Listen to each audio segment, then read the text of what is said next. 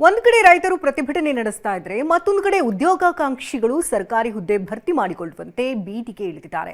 ಧಾರವಾಡದಲ್ಲಿ ಮತ್ತೆ ಪ್ರತಿಭಟನೆ ನಡೆಸಿ ಸರ್ಕಾರದ ವಿರುದ್ಧ ಆಕ್ರೋಶ ವ್ಯಕ್ತಪಡಿಸಿದ್ದಾರೆ.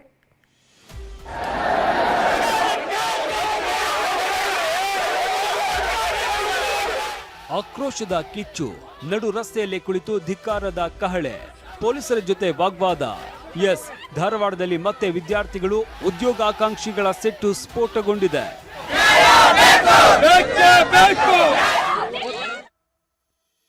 ಸರ್ಕಾರಿ ಹುದ್ದೆಗಳ ಭರ್ತಿಗೆ ಆಗ್ರಹಿಸಿ ಪ್ರತಿಭಟನೆ. ಸರ್ಕಾರದ ವಿರುದ್ಧ ಉದ್ಯೋಗಾಕಾಂಕ್ಷಿಗಳು ಕೆಂಡ.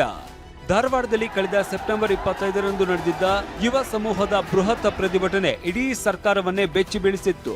ಇದೀಗ ನಿನ್ನೆ ಮತ್ತೊಮ್ಮೆ ಉದ್ಯೋಗಾಕಾಂಕ್ಷಿಗಳು ವಿದ್ಯಾಕಾಶಿ ಧಾರವಾಡದಲ್ಲಿ ಬೀದಿಗೆ ಇಳಿದಿದ್ದಾರೆ. ರಾಜ್ಯ ಹಾಗೂ ಕೇಂದ್ರ ಸರ್ಕಾರದ ವಿರುದ್ಧ ಇಲಾಖೆಗಳಲ್ಲಿ ಖಾಲಿ ಇರುವ ಹುದ್ದೆಗಳನ್ನು ಭರ್ತಿ ಮಾಡ್ತಾ ಇಲ್ಲ ಅಂತ ಬೃಹತ್ ಪ್ರತಿಭಟನೆ ನಡೆಸಿದ್ರು. ಪೊಲೀಸರು ಪ್ರತಿಭಟನೆಗೆ ಅವಕಾಶ ನೀಡದಿದ್ರೂ ಕೂಡ ಸೆಡ್ಡು ಹೊಡೆದು ಸಾವಿರಾರು ಮಂದಿ ಭಿತ್ತಿ ಪತ್ರಗಳನ್ನು ಹಿಡಿದು ಸರ್ಕಾರದ ವಿರುದ್ಧ ಕಹಳೆ ಮೊಳಗಿಸಿದ್ರು.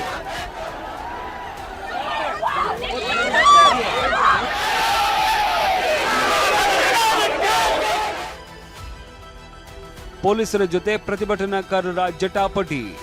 ಪೊಲೀಸರು ಹಾಗೂ ಪ್ರತಿಭಟನಾಕಾರರ ನಡುವೆ ವಾಗ್ವಾದವೇ ನಡೆಯಿತು. ಪ್ರತಿಭಟನಾ ಮೆರವಣಿಗೆಗೆ ಮುಂದಾದಾಗ ಪೊಲೀಸರು 50ಕ್ಕೂ ಹೆಚ್ಚು ಜನರನ್ನ ವಶಕ್ಕೆ ಪಡೆದ್ರು. ಈ ವೇಳೆ ಭಾರೀ ತಳ್ಳಾಟ ನೂಕಾಟವೇ ನಡೆಯಿತು. ಈಗ ಉದ್ಯೋಗಾಕಾಂಕ್ಷಿಗಳು ಏನ್ರ ಕೇಳ್ತಾ ಇದ್ದಾರೆ, ಖಾಲಿರೋ ಹುದ್ದೆಗಳನ್ನ ಭರ್ತಿ ಮಾಡ್ಕೊಡಿ ಅಂತ ಕೇಳ್ತಾ ಇದ್ದಾರೆ, ನೇಮಕಾತಿ ಮಾಡ್ಕೊಡಿ ಅಂತ ಕೇಳ್ತೀರಿ. ಇನ್ನೇನ್ ಕೇಳ್ತಾ ಇದ್ದಾರೆ ನಿಮ್ಮನ್ನ? ಅವ್ರು ಏನ್ ಅಪರಾಧ ಮಾಡಿದ್ರೆ, ದರೋಡೆ ಮಾಡಿದ್ರೆ, ಕೊಲೆ ಮಾಡಿದ್ರೆ ಅವ್ರನ್ನ ಅರೆಸ್ಟ್ ಮಾಡೋದಕ್ಕೆ ಸರ್ಕಾರ ಮಾಡ್ತೀರಾ ಅನ್ಯಾಯನ ಪ್ರಶ್ನೆ ಮಾಡ್ತಾ ಇದೀವಿ ನಾವು. ನಾವ್ ಯಾವುದೇ ದೌರ್ಜನ್ಯ ಮಾಡ್ತಾ ಇಲ್ಲ, ನಾವ್ ಯಾರಿಗೂ ಅನ್ಯಾಯ ಮಾಡ್ತಾ ಇಲ್ಲ.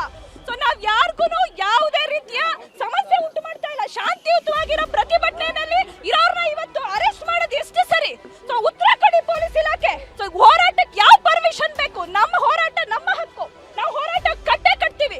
ಖಾಲಿರಂತ ಹುದ್ದೆಗಳನ್ನ ಭರ್ತಿ ಮಾಡ್ಕೊಳ್ಳಿ, ಅವತ್ತು ನಮ್ಮ ಹೋರಾಟ ಮುಗಿಯುತ್ತೆ. ಪ್ರತಿಭಟನಾಕಾರರನ್ನ ಹುಬ್ಬಳ್ಳಿಗೆ ಕರೆದೊಯ್ದ ಪೊಲೀಸರು ಸ್ಥಳದಲ್ಲಿ ಇದ್ದ ವಿದ್ಯಾರ್ಥಿಗಳು ಧರಣಿ ನಿರತರನ್ನ ಚದುರಿಸಿದ್ರು. ಬಳಿಕ ಕೆಲ ರೈತ ಮುಖಂಡರು ಆಗಮಿಸಿದ್ದರಿಂದ ಹೈಡ್ರಾಮಾ ಕ್ರಿಯೇಟ್ ಆಯಿತು. ಅನುಮತಿ ಇಲ್ಲದೆ ಪ್ರತಿಭಟನೆ ಮೆರವಣಿಗೆ ನಡೆಸುವುದು ಸರಿಯಲ್ಲ ಅಂತ ಪೊಲೀಸ್ ಆಯುಕ್ತ ಶಶಿಕುಮಾರ್ ಹೇಳಿದ್ರು.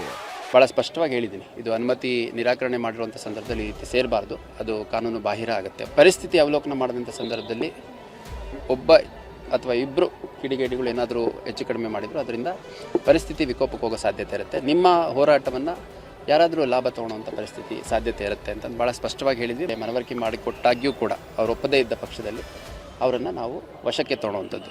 ನನ್ನ ಲೆಕ್ಕದಲ್ಲಿ ಸುಮಾರು ಒಂದು 30ರಿಂದ 35 ಜನನ ನಾವು ವಶಕ್ಕೆ ತೊಗೊಂಡಿದ್ದೀವಿ. ಕಷ್ಟಪಟ್ಟು ಓದಿ ಸರ್ಕಾರಿ ಕೆಲಸ ಗಿಟ್ಟಿಸಿಕೊಳ್ಳೋದಕ್ಕೆ ವಿದ್ಯಾರ್ಥಿಗಳು ಕನಸು ಕಂಡಿರ್ತಾರೆ. ಸರ್ಕಾರ ಖಾಲಿ ಇರುವ ಹುದ್ದೆಗಳನ್ನ ಭರ್ತಿ ಮಾಡ್ತಾ ಇಲ್ಲ ಅಂತ ಉದ್ಯೋಗಾಕಾಂಕ್ಷಿಗಳು ಬೀದಿಗೆ ಇಳಿದಿದ್ದಾರೆ. ಧಾರವಾಡದಲ್ಲಿ ಹೊತ್ತಿರುವ ಕಿಚ್ಚು ರಾಜ್ಯಾದ್ಯಂತ ಹರಡುವ ಮುನ್ನ ಸರ್ಕಾರ ಎಚ್ಚೆತ್ತುಕೊಳ್ಳಬೇಕಿದೆ. Narasimhamurthy patty, TV9 Dharwad.